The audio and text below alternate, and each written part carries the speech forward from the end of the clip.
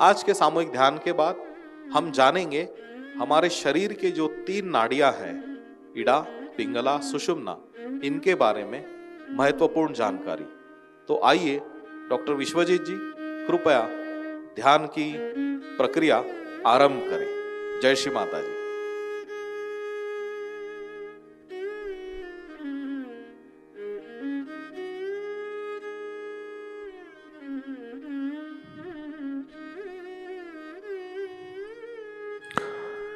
जय श्री माता जी। परम पूज्य श्री माता जी की कृपा में अभी हम ध्यान करते हैं। प्रथम परम पूज्य श्री माता जी की प्रतिमा की ओर देखना है। दोनों हथेली को अच्छी तरह से खोलना है। ईड़ा और पिंगला नाड़ी का प्रतिनिधित्व करने वाले ये 2 हाथ हैं और ये जो उंगलियां हैं ये चक्रों का स्थिति दर्शाने वाली ये उंगलियां हैं। अभी हम प्रथम धीरे धीरे हम आंख बंद करते हैं।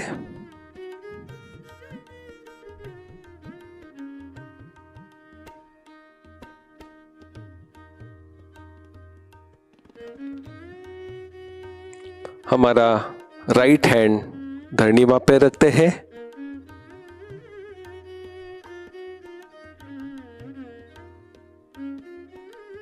यहां पे प्रार्थना करनी है, परम पूज्य श्री माता जी कृपा करके हमारे लेफ्ट साइड के तमोगुण के सारे दोष, जड़त्व,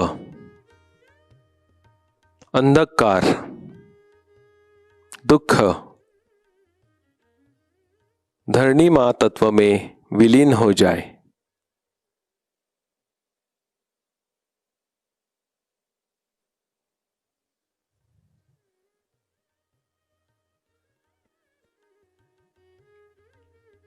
परम पूज्य श्री माता जी कृपा करके हमारे बाएं हाथ में परम चैतन्य की अनुभूति प्रदान करें।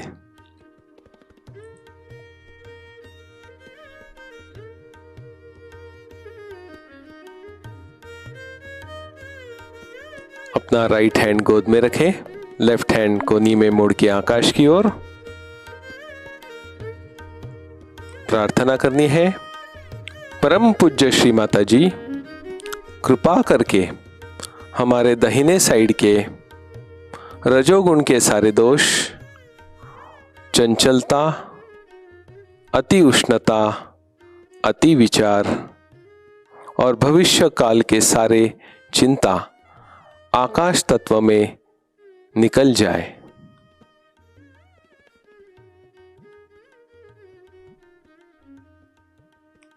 परम पूज्य श्री माता जी कृपा करके हमारे दाहिने हाथ में परम चैतन्य की अनुभूति प्रदान करें।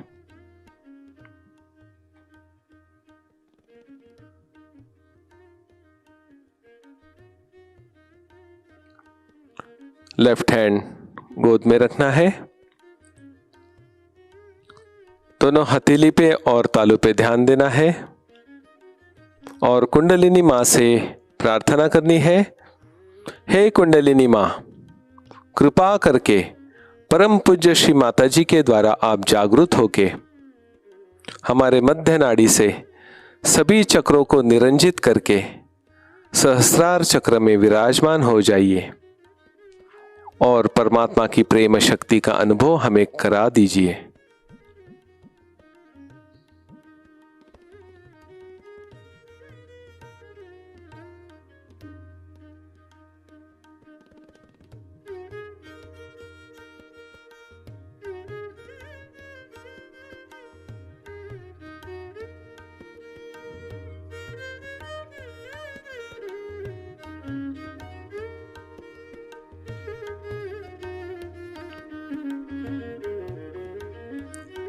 अभी हमारा राइट हैंड हम कपाल पे रखेंगे और लेफ्ट हैंड सर के पीछे रखेंगे।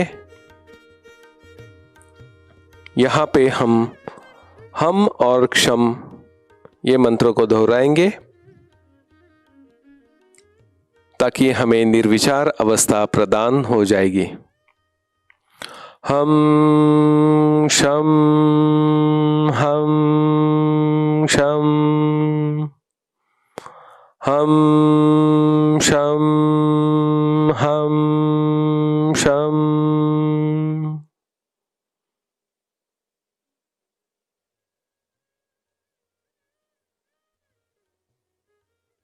अभी अपना राइट हैंड तालू पे रखें, लेफ्ट हैंड गोद में रखें। यहाँ पे थोड़ा प्रेस करके क्लॉकवाइज गोल घुमाते हुए कहना है, या देवी सर्वभूतेषु शक्ति रूपेण संस्थिता नमस्तस्यै नमस्तस्यै नमस्तस्यै नमो नमः।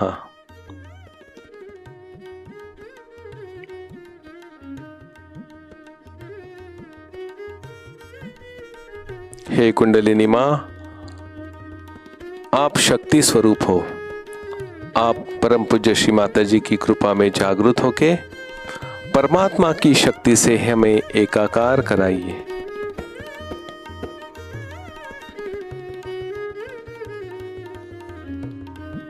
हाथ को स्थिर करते हुए 2 इंच ऊपर उठाए।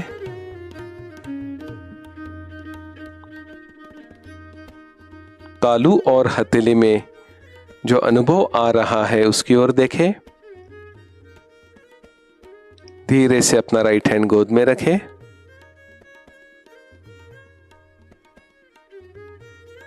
इसी अवस्था में इसी अनुभूति को देखते हुए हम थोड़ी देर ध्यान में बैठेंगे।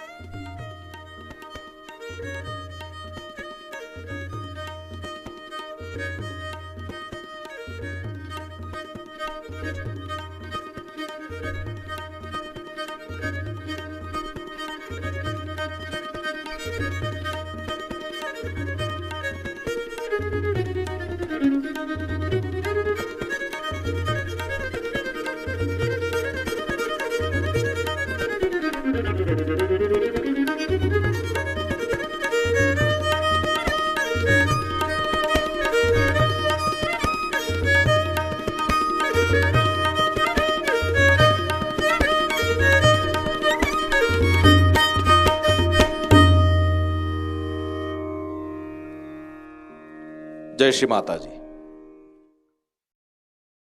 यह थी दैनंदिन ध्यान की प्रक्रिया।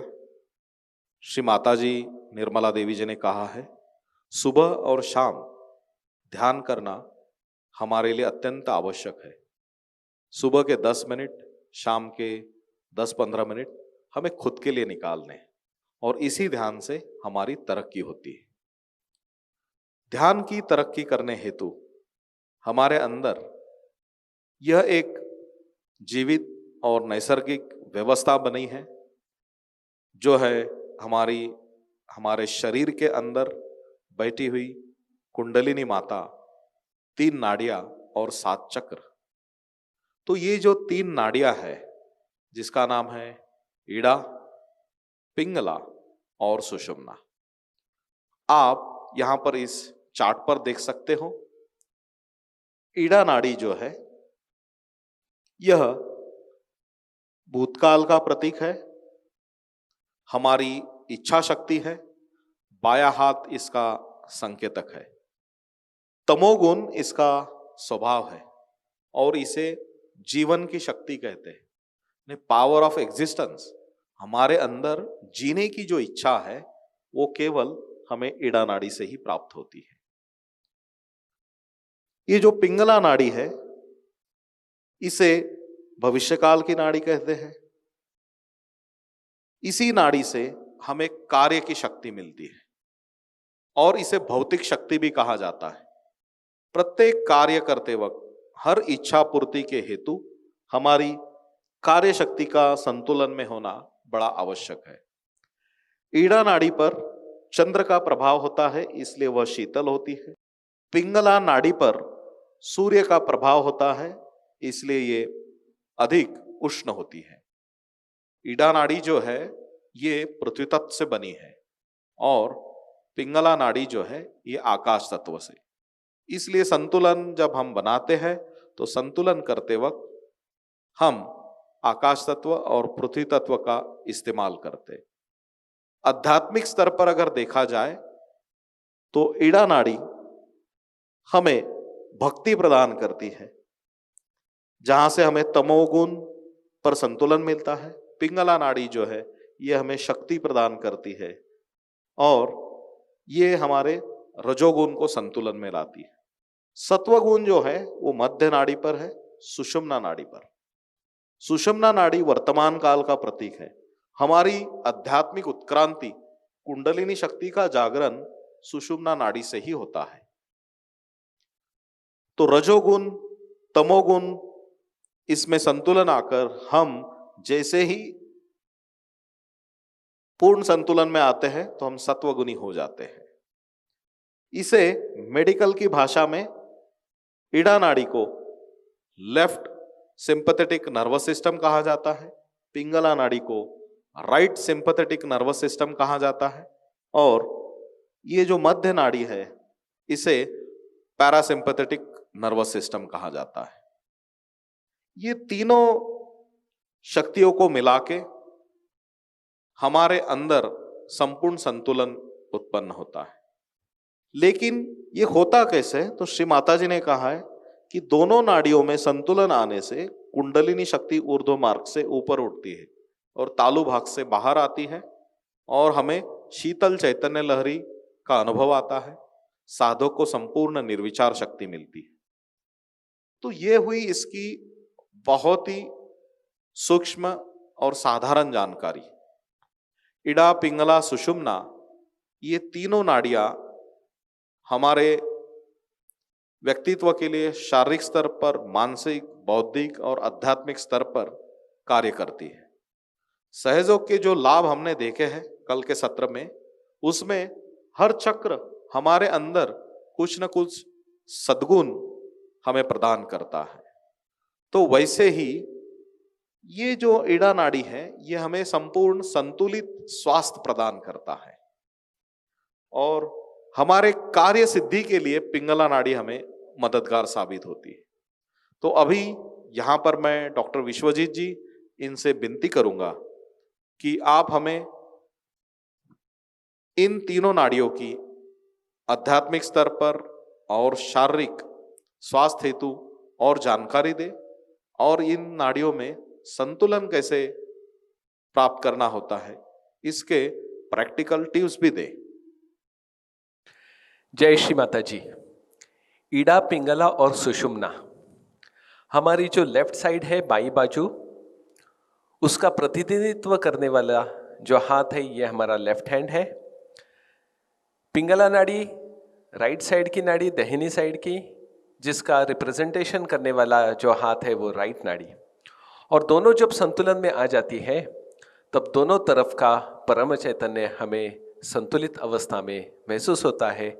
तब आप बीच वाली यानी सुषुम्ना नाड़ी में स्थित हो, ऐसा आप जान सकते हैं।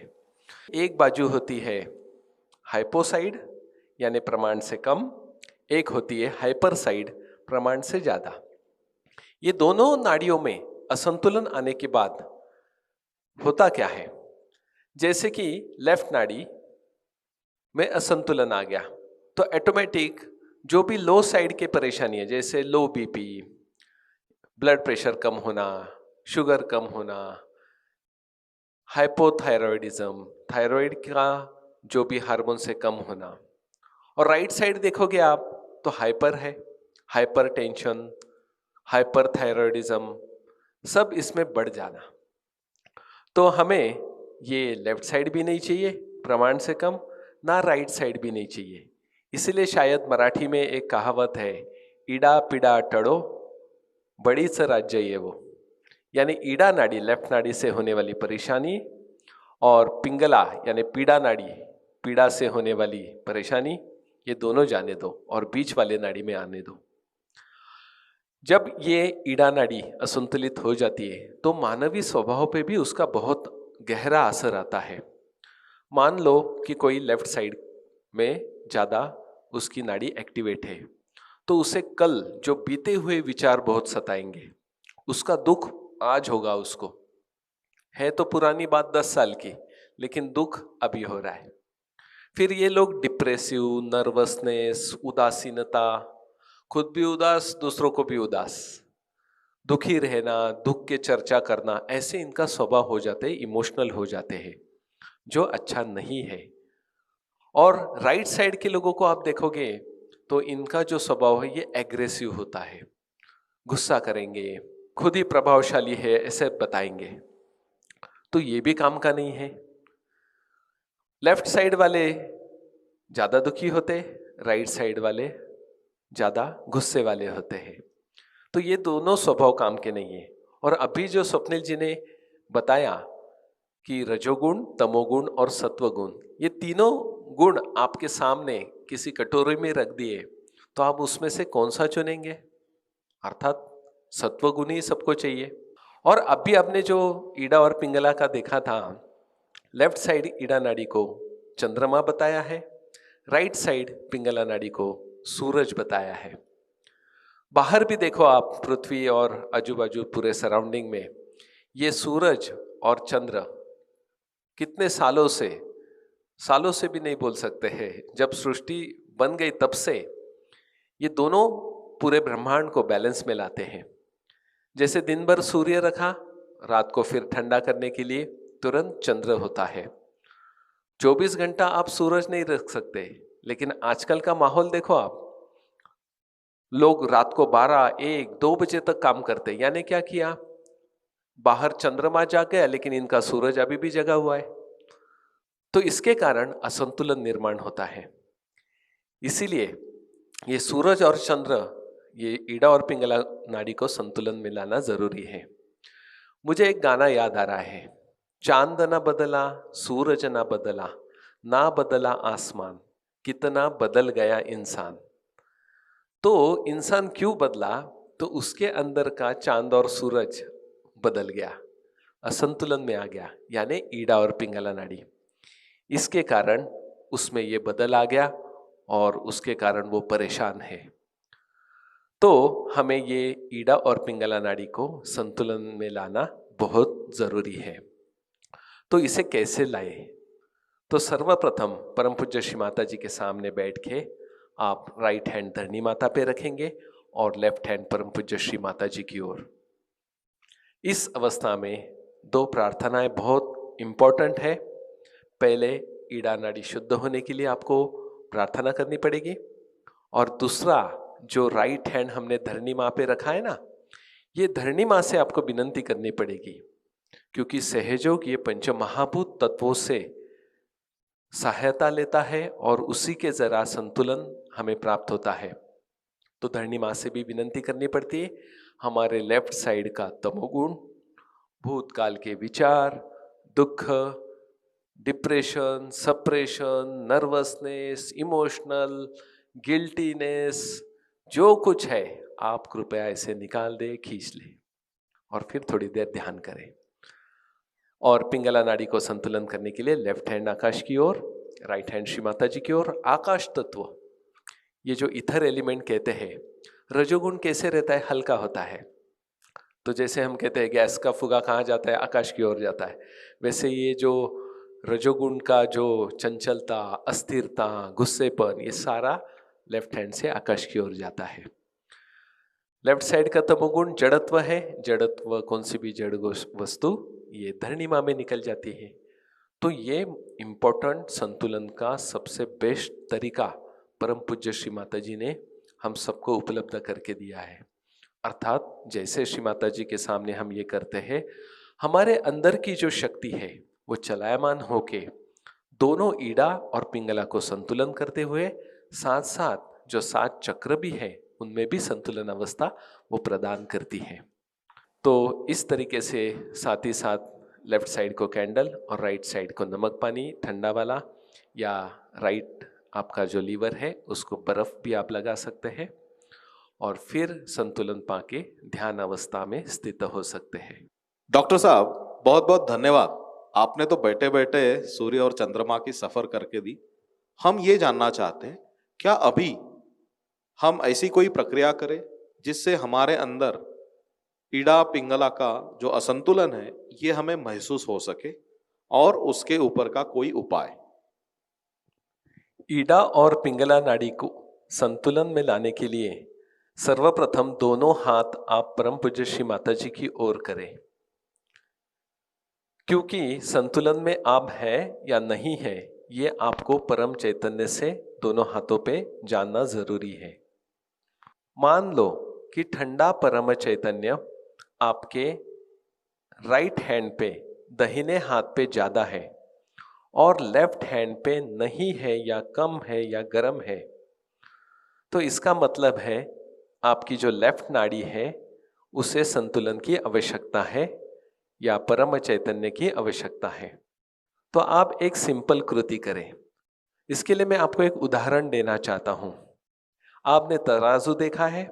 ऐसा समझो कि एक तराजू में हमने दोनों साइड में शक्कर भरी है और एक साइड में शक्कर ज्यादा हो गई है।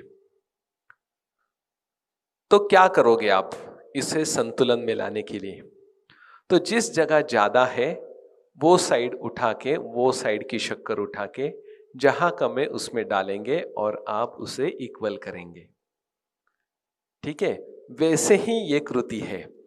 अभी हमने आपको बताया था कि मेरे लेफ्ट हैंड में परम चैतन्य कम है और राइट में ज्यादा है, तो क्या करना है?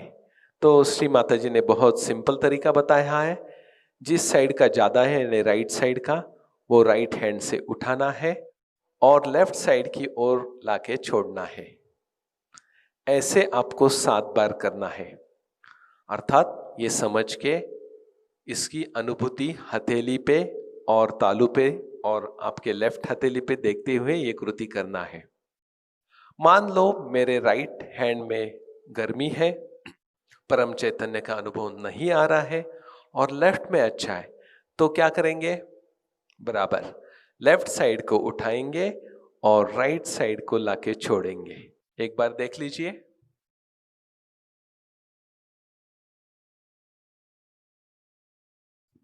कृपया ऐसे करके देखें जिसमें हम राइट हाथ का इस्तेमाल कर रहे हैं,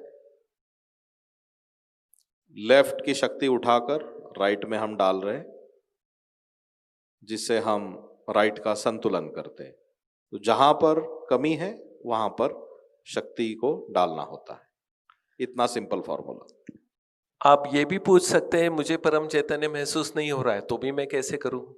तो आप पहले आपका स्वभाव देखिए, क्या मैं लेफ्ट साइडेड हूं या राइट साइडेड हूं? यानी मैं ज्यादा इमोशनल हूं या एग्रेसिव हूं? तो उस हिसाब से भी आप ठीक कर सकते हैं खुद को। तीसरा और एक इंपॉर्टेंट चीज है कि जैसे राइट साइड के जितने भी बीमारी हैं, यानी आपको पहले ही बताया था हाइपर वाले, समझो ब्लड प्रेशर बढ़ गया, तो उसमें भी श्री माता जी ने उपाय बताया है। तो जिस साइड की गर्मी बढ़ गई बढ़ गई बढ़ गई बढ़ गई तो अपोजिट साइड आ रही है, तो आपको क्या करना पड़ेगा? वो साइड से लेके राइट साइड डालना है, यानी लेफ्ट साइड को उठाना है, राइट साइड में डालना है। और ऑपोजिट साइड होगा तो राइट को उठाइए और लेफ्ट को डालिए। ऐसे आप खुद को डायग्नोस करना पड़ेगा, खुद की समस्या, खुद का संतुलन, खुद की नाड़ी कहाँ है ये देखना पड़ेगा। इसीलिए तो श्री माता जी कहती है कि स्वयं का गुरु